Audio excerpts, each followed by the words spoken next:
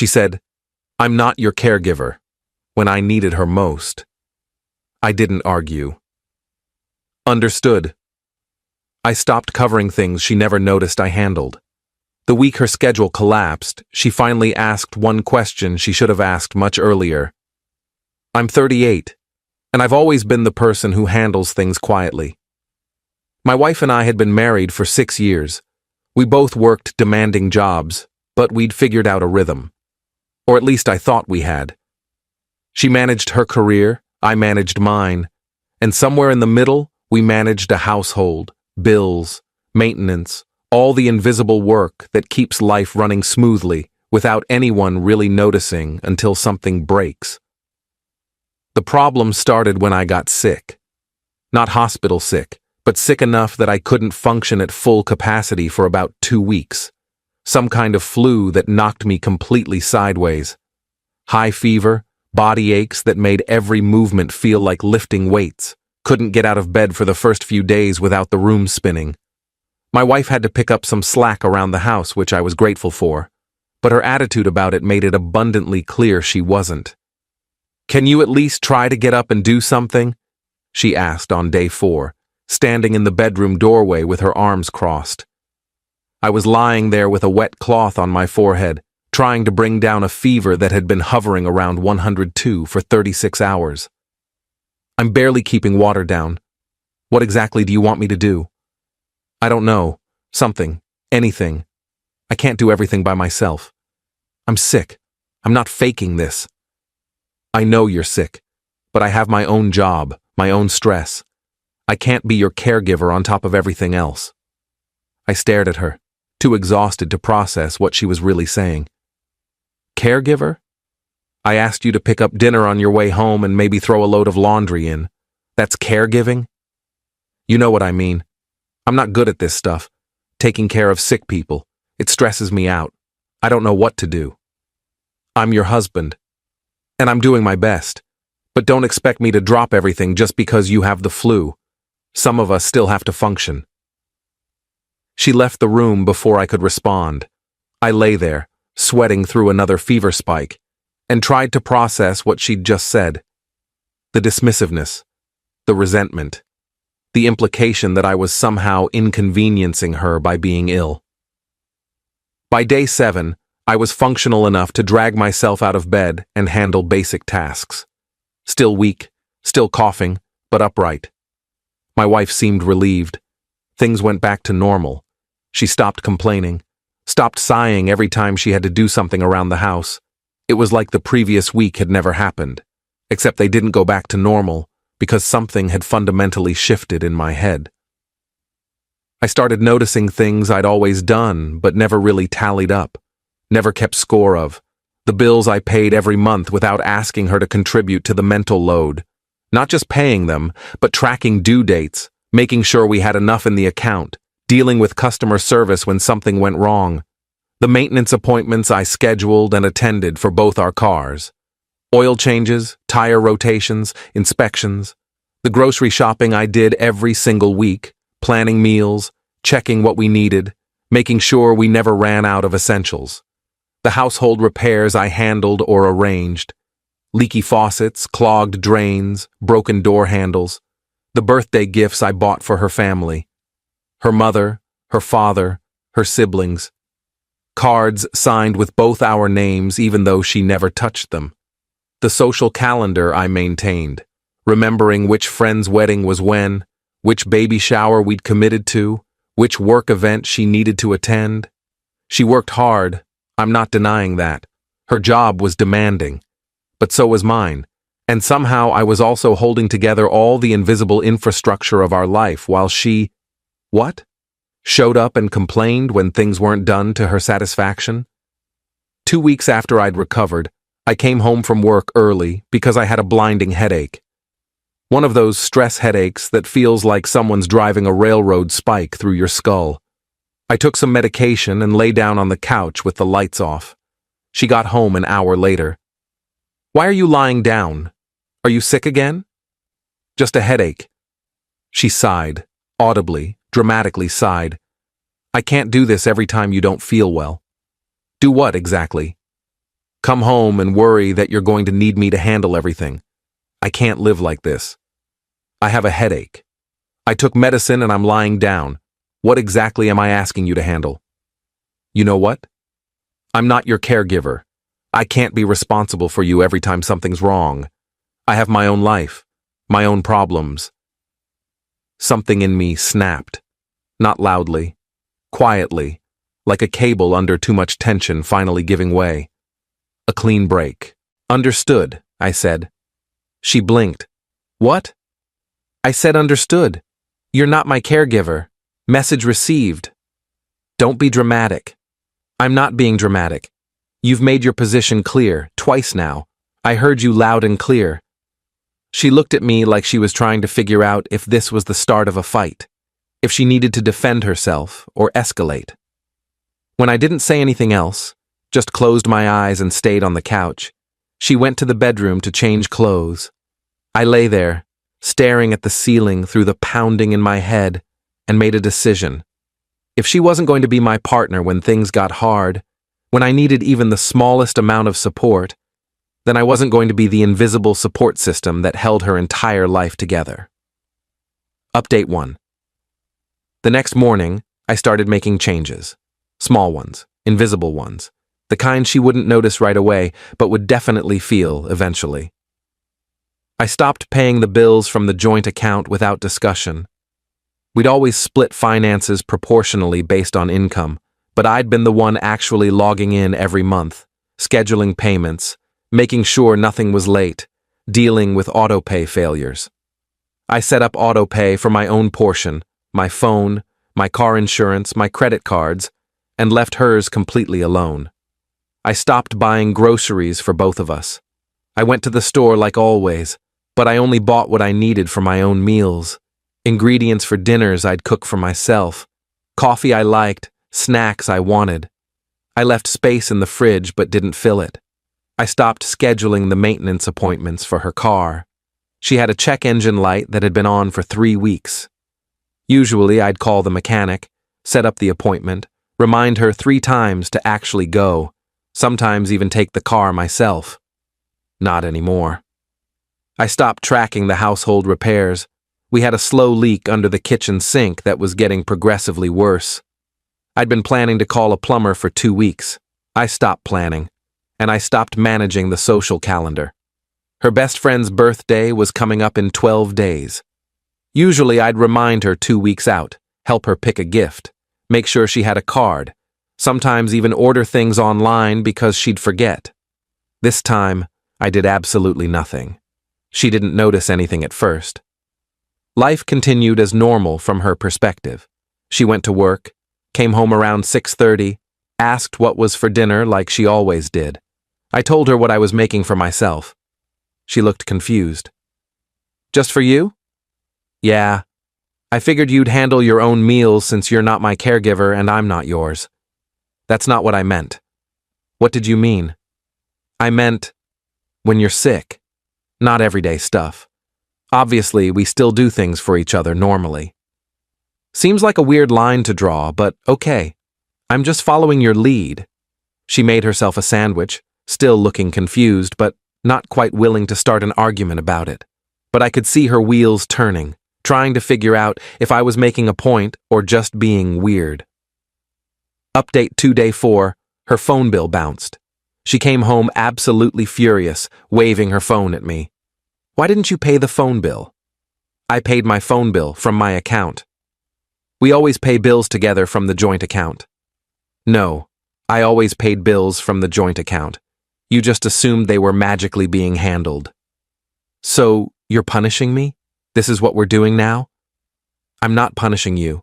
I'm just not being your caregiver, since that's not what we do for each other, apparently. That's completely different. Is it? You didn't want to handle anything extra when I was sick. I don't want to handle anything extra now that I'm better. Seems perfectly fair to me. This is insane. You're acting like a child. I'm acting like someone who finally understands the terms of this relationship. You set them. I'm just operating within them. She stared at me like I'd grown a second head, then stormed off to pay her phone bill online. She got charged a late fee, $35, and blamed me for it for the next 2 days. Every time she looked at me, I could see the resentment. Day 6, the check engine light in her car progressed to the car making a concerning grinding noise when she braked. She came home looking stressed. "Why didn't you schedule the mechanic appointment?" "Because it's your car. You always handle that stuff, for both cars." "Not anymore. You can handle your own vehicle maintenance. You're an adult." "I don't have time. I'm swamped at work." "Neither do I. Funny how that works when you actually have to think about these things." She took the car to the mechanic herself the next day, had to leave work early to make the appointment, and it turned out to be a brake issue that cost $800. She was livid when she got home. "This could have been caught earlier if you'd scheduled the appointment when the light first came on." "You could have scheduled the appointment when the light first came on. It's your car. You saw the light every day." "But I always did it for you. Past tense. Things change." Day 8, her best friend called her, deeply hurt and upset that she'd completely missed her birthday. No gift, no card, not even a text. My wife was horrified. "Why didn't you remind me?" "Remind you about your own best friend's birthday? You always do. You keep track of all that stuff. And you never once thanked me for it. Never once acknowledged that I was managing your entire social life for you. So now I don't. Handle your own relationships. What is wrong with you? Why are you being like this?" "Nothing is wrong with me. I'm just not carrying the weight of your life anymore. You made it crystal clear you're not interested in carrying any of mine." She spent an hour on the phone apologizing to her friend, ordered flowers to be delivered overnight, and shot daggers at me with her eyes the entire time. Update 3 week 2 is when things really started to fall apart for her. The leak under the sink got bad enough that it was dripping steadily into the cabinet below, warping the wood and creating a musty smell. She asked when the plumber was coming. "I didn't call one." "Why not? You said you'd handle it." "No, I said I'd been planning to handle it. Past tense. Then I decided it wasn't my job anymore." "It's our house." "Then call a plumber yourself. The number's on the fridge where it's always been." She called, but couldn't get an appointment for another week and a half because she wasn't an established customer and didn't know to mention it was urgent. The leak got worse. She had to put a bucket under it and empty it twice a day. She acted like this was somehow my fault, like I'd personally caused the leak instead of just declining to fix it. Then the HOA sent a notice about our yard. We were overdue on some landscaping requirements, trimming hedges, edging the lawn, removing some dead plants. She waved the letter at me when she got home. "Did you see this?" "Yep, got it this morning." "We're going to get fined if we don't take care of this by Friday. Better handle it then."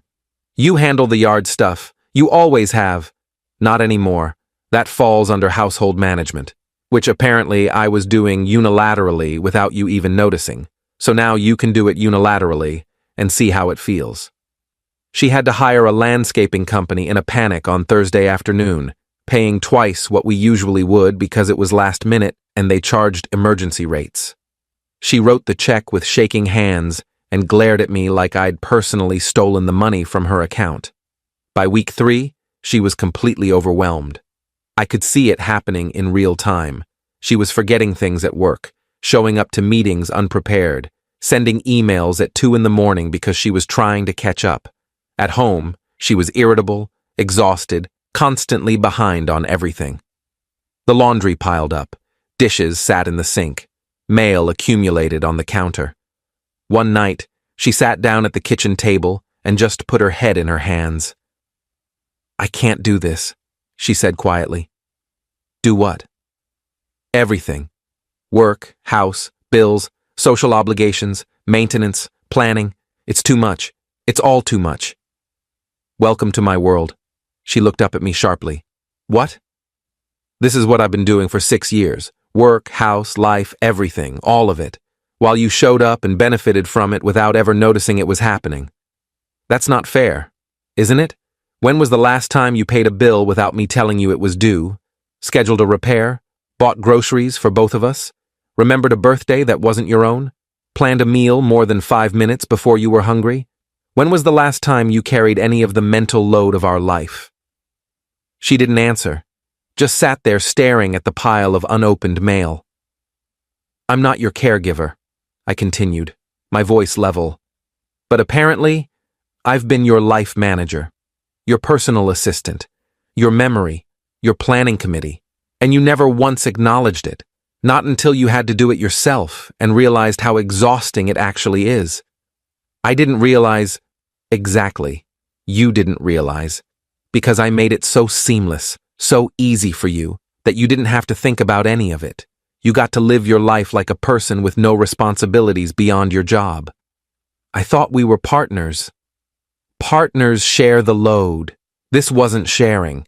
This was me carrying both of us while you walked beside me completely unburdened. Update 4. The breaking point came on week 4. She had a major presentation at work, one of those career-defining things that she'd been building toward for months, the kind that could lead to a promotion, a raise, new opportunities. She'd been stressed about it for weeks, staying late, practicing in front of the mirror. The night before, at 8:30, she suddenly remembered she'd forgotten to pick up the printed materials from the copy center.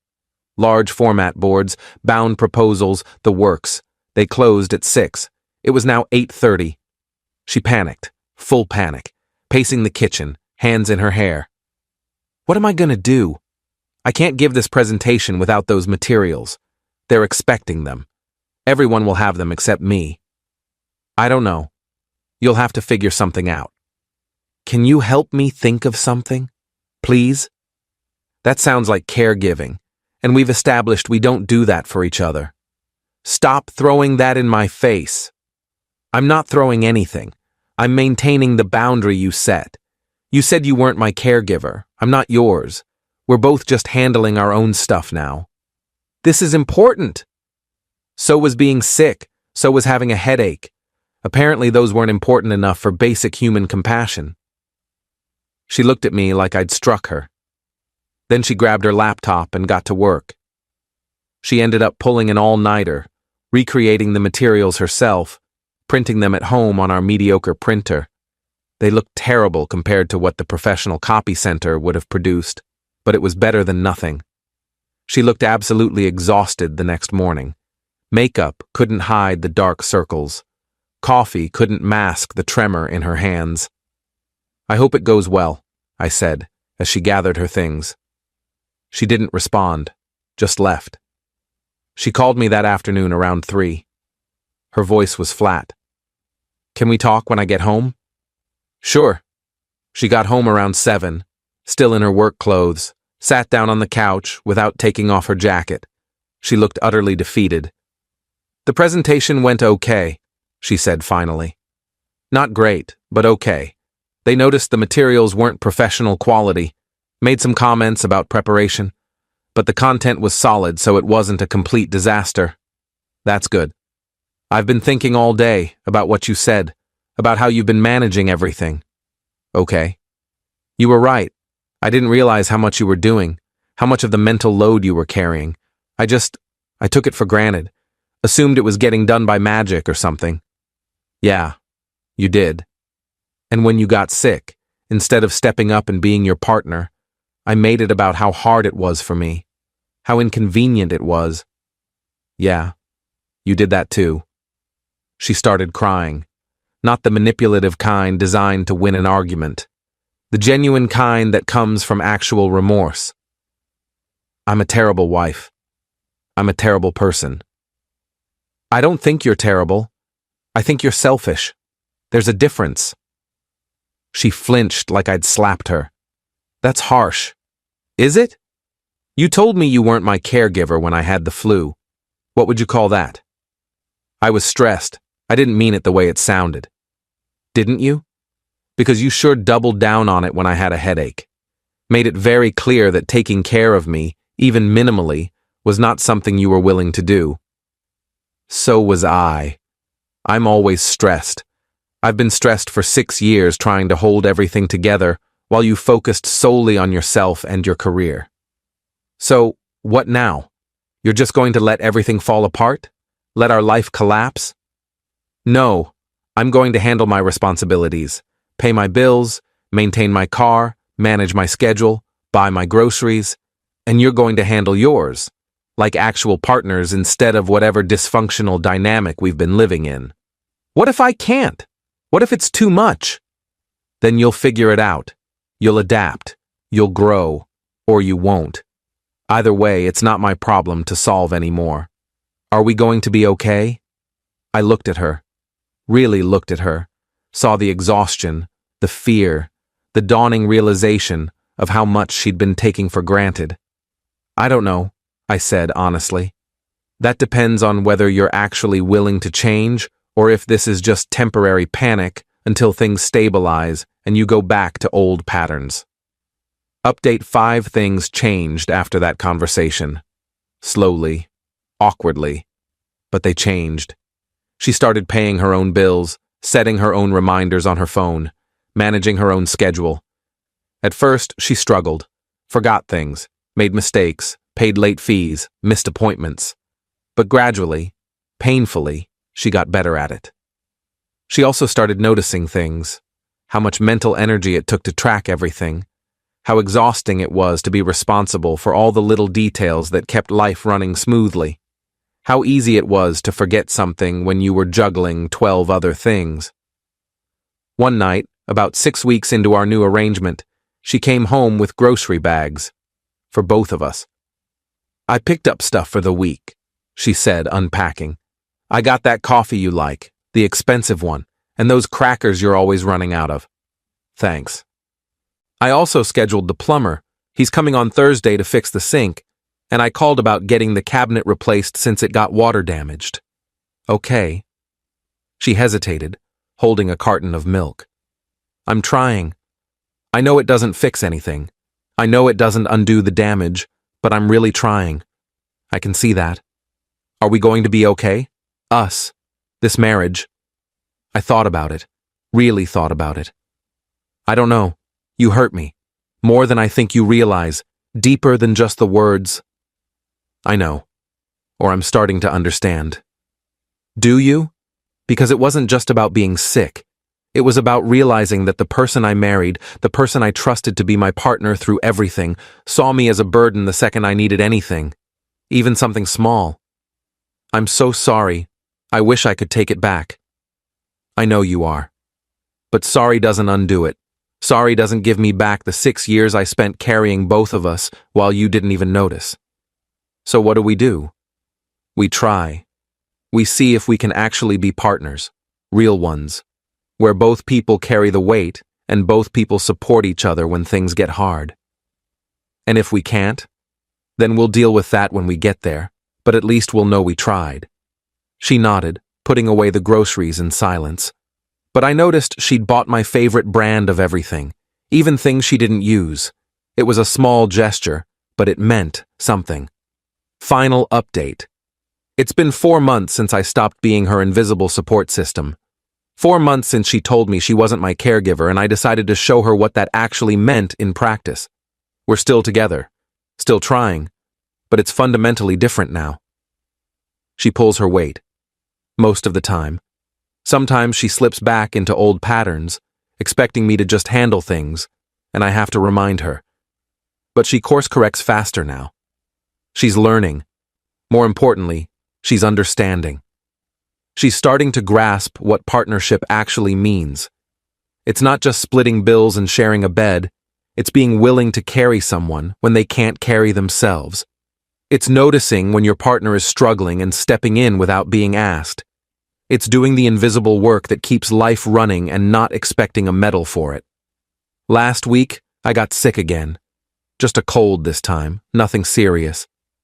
But I felt that old anxiety creep up when I woke up with a sore throat. Wondering if she'd complain. If she'd make it about how inconvenient it was for her. If I'd have to take care of myself while sick because she couldn't be bothered. She didn't complain. She made me soup. Real soup, not just heated from a can. Picked up medication from the pharmacy without me asking. Handled the grocery shopping. Did the laundry. Kept the house quiet so I could rest. And when I thanked her, genuinely surprised, she said, "That's what partners do." They take care of each other. It was such a simple statement. But it meant everything. Because it showed she'd actually learned something, actually changed, actually understood what she'd been missing for 6 years. Are we fixed? No. Trust doesn't rebuild overnight. Resentment doesn't dissolve just because someone finally starts trying. The wounds are still there, still healing, but we're moving in the right direction. Someone asked me recently if I thought my approach was too harsh, if I should have just talked to her instead of pulling back completely, if I was being manipulative. Here's the thing, I did talk to her, for 6 years. Every time I took on more than my share without complaint, that was me communicating that I was willing to carry us both. And she responded by taking more and more and more, until there was nothing left of me but an exhausted shell going through the motions. Sometimes people don't understand what they have until they lose it. Sometimes you have to stop doing something for someone to realize you were doing it at all. Sometimes the only way to make someone see their privilege is to remove it and let them experience life without it. Was it petty? Maybe. Was it calculated? Absolutely. Was it effective? Without question. Because the week her schedule collapsed, she finally asked the question she should have asked much earlier. How were you managing all of this by yourself? And that question, that recognition, that moment of clarity, that was the first step toward becoming actual partners instead of a caregiver and dependent masquerading as a marriage. I'm 38 years old. I've been married for 6 years. And I'm finally in a relationship where both people carry the weight, where both people show up, where both people care. It took almost losing everything to get here. It took her hitting rock bottom and realizing what she'd been taking for granted. It took me being willing to let everything fall apart rather than continuing to hold it together alone. But at least we got here. That has to count for something.